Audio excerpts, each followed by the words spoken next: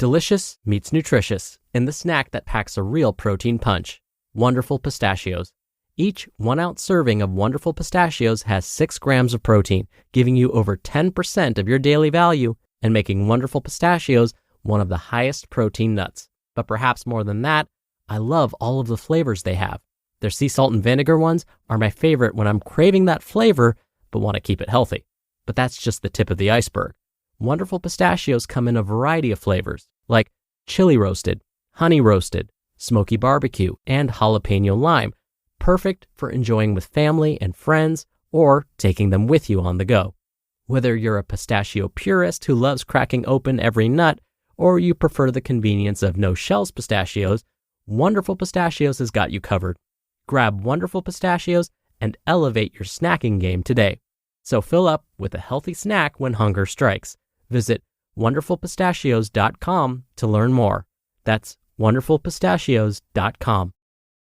Mom deserves the best, and there's no better place to shop for Mother's Day than Whole Foods Market. They're your destination for unbeatable savings, from premium gifts to show-stopping flowers and irresistible desserts. Start by saving 33% with Prime on all body care and candles. Then get a 15-stem bunch of tulips for just $9.99 each with Prime. Round out Mom's menu with festive rosé, irresistible berry chantilly cake, and more special treats. Come celebrate Mother's Day at Whole Foods Market. This is Optimal Health Daily, episode 2552, Why You Don't Need Carbs After a Workout, by Christian Finn of MuscleEvo.net, and I'm Dr. Neil, your host and narrator. Welcome back to another week of Optimal Health Daily. This is where I read to you from some of the best health and fitness blogs on the web, kind of like an ongoing audiobook, and always with a bit of my commentary at the end. And with that, let's get right to the post as we optimize your life. Why You Don't Need Carbs After a Workout, by Christian Finn of MuscleEvo.net. You don't need carbs after a workout to build muscle. While the rapid provision of carbohydrate after exercise is important for some people in certain situations, for most people, which likely includes you, it isn't. Here's a closer look at what the science has to say on the subject of post-workout carbs and muscle growth. Making the case for carbs after a workout. If I wanted to make a case for the importance of taking in carbs after a workout, it would go something like this. After a tough workout, your body is depleted of glycogen, the name given to carbohydrates stored in your body, which needs to be replaced as soon as possible. Failure to do so is cheating your muscles and putting the brakes on recovery. Stored glycogen in muscle cells will also pull water into those cells. This increases cell volume, triggering changes in the muscle that will ultimately lead to faster growth. The best way to do this is with a rapidly digested carbohydrate with a high glycemic index. Potatoes, rice, dextrose, and maltodextrin will all do the job. The carbs also jack up your insulin levels, which helps to shuttle nutrients into muscle cells, as well as blocking the post-exercise rise in cortisol levels, which would normally have a catabolic effect on your muscles. In short, to truly maximize recovery and muscle growth, carbs after a workout are essential. Insulin will be spiked, cortisol will be shut down, muscle tissue damage will be repaired, and glycogen will be restored as the post-workout gods deliver you directly to recovery heaven. Or will they? Actually, they won't. Here's why. Post-workout nutrition and glycogen.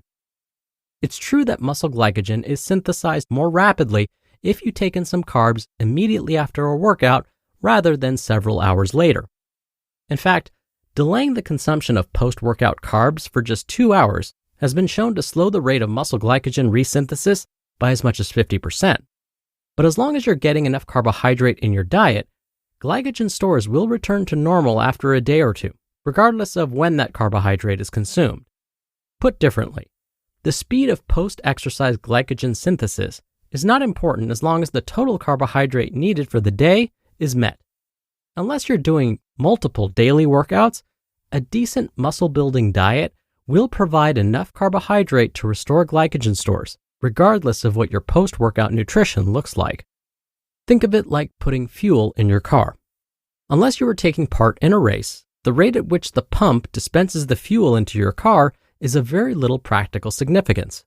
What's most important is the amount of fuel that gets into the tank, rather than the speed at which it gets in there. Post-workout nutrition is a different story if you're involved in a sport or activity where the length of time between exercise is relatively short. The training practices of some athletes, for example, will often demand multiple bouts of exercise targeting the same muscle groups on the same day.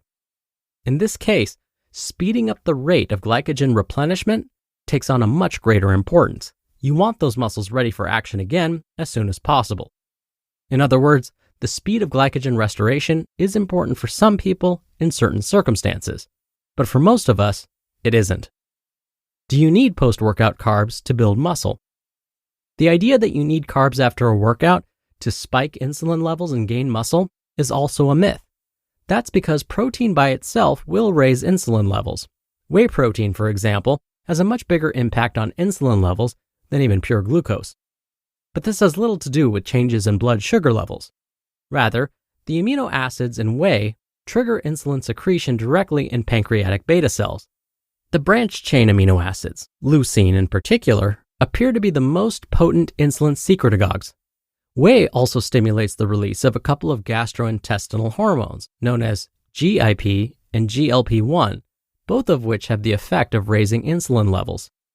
In one study, taking 50 grams of carbohydrate with 25 grams of whey protein after exercise failed to stimulate muscle protein synthesis or inhibit protein breakdown to a greater extent than 25 grams of protein alone. The rise in insulin from protein alone is enough to inhibit the increased rate of muscle protein breakdown that normally happens after training with weights. In other words, if you're taking in a reasonable amount of protein after training, the addition of carbohydrate isn't going to help you gain muscle any faster. Dig through the research and you'll find very little evidence to show that the addition of post-workout carbs to a protein shake has any additional muscle building benefits compared to the protein shake alone. As far as muscle building is concerned, a post-workout snack could consist of nothing but protein and fat, and you'll likely see a similar rate of muscle growth had you eaten carbs. In fact, the combination of fat and protein has a number of interesting benefits in the muscle building department. In one study, a post-workout drink containing whole milk was found to be more anabolic than fat-free milk. Although both drinks led to an increase in protein balance, it was the high-fat whole milk that delivered the greatest results. In another trial, eating whole eggs did a better job of boosting muscle protein synthesis, a key driving force behind muscle repair and growth, than eating the egg white, even when protein intake was identical. How do carbs after a workout affect fat loss? You may have heard that consuming fast-acting carbs after a workout will sabotage your attempts to get lean.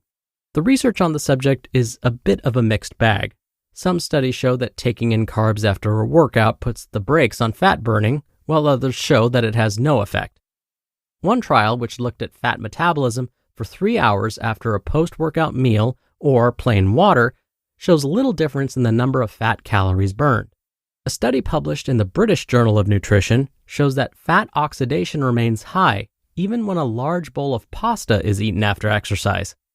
On the flip side, Colorado State University researchers found a marked decrease in fat oxidation when a carbohydrate-rich mixed meal was consumed immediately after exercise. A Canadian team also found that replacing the calories burned during exercise with a post-exercise milkshake limits the normal rise in fat metabolism that occurs after a workout. However, all 4 of these studies have limited practical application, and here's why. If you really wanted to establish the effect of carbs after a workout on fat loss, you need to look at changes in body composition over a period of 2 to 3 months. Measuring fat metabolism during a narrow window of time immediately after exercise gives you a very limited picture about what's going on.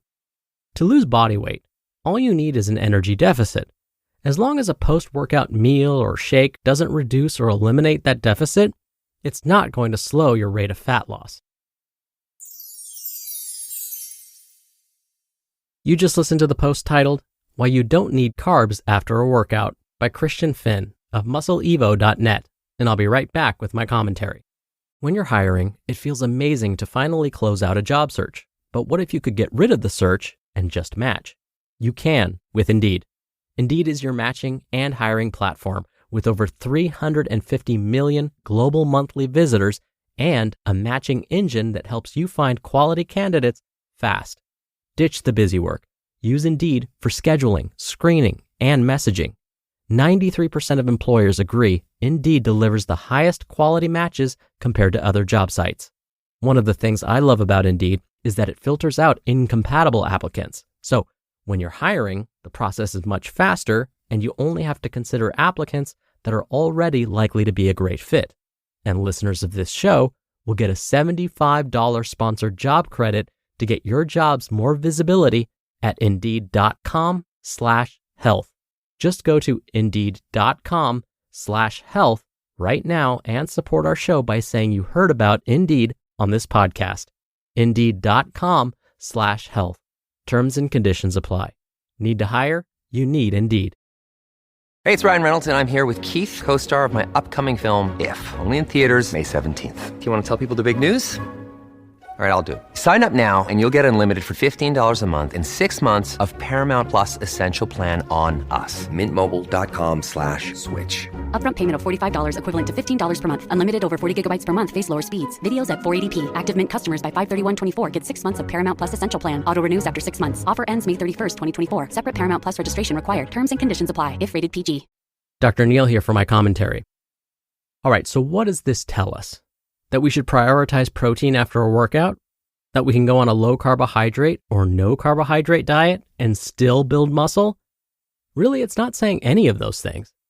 The most important thing seems to be eating a balance of foods that contain carbohydrates, protein, and healthy fats, and then the body will take care of the rest. We have to, of course, exercise, but the body will use these nutrients when they're needed to support things like muscle growth when they're called upon. So, we may not need to hyper-focus on exactly what we're eating immediately after a workout, but instead, think about our diet quality overall and how to make them as nutritious as possible. And of course, being consistent with our exercise. All right, that'll do it for today's episode. I hope you have a great start to your week, and I'll be back here tomorrow as usual, where your optimal life awaits.